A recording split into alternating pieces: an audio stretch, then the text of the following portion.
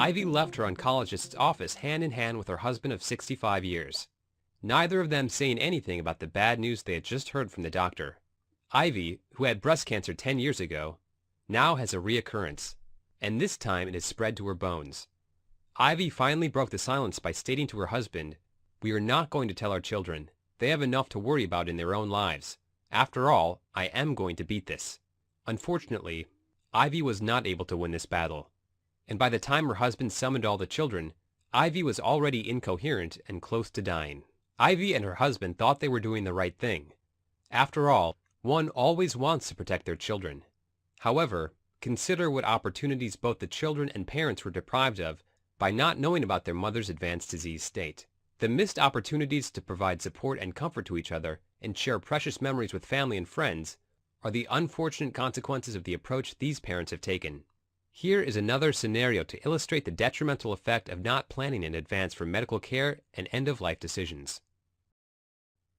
Martha was a registered nurse who worked in the emergency room with the trauma team.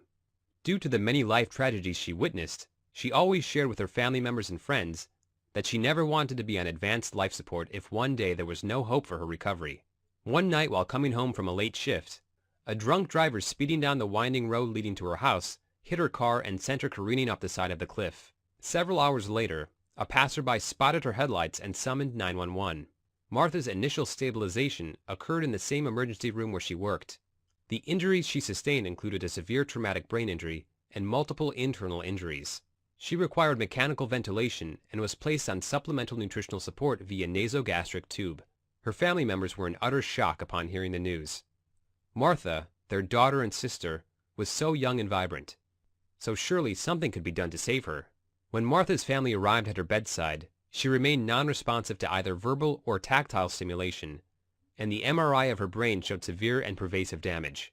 Martha's sister, Nancy, who was also a nurse, knew that Martha would not want to live like this, but Martha never prepared any formal written documentation of her healthcare wishes. So, Martha's doctors could not discontinue the extraordinary measures.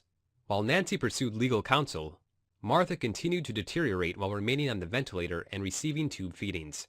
Her arms and legs were now extremely atrophied and permanently contracted, and she had several bed sores on her back and buttocks. Eventually, Martha succumbed to pneumonia and died 6 months after her initial car accident, while she remained in a skilled nursing facility. In considering this scenario, do you think that Martha suffered unnecessarily and against her stated wishes?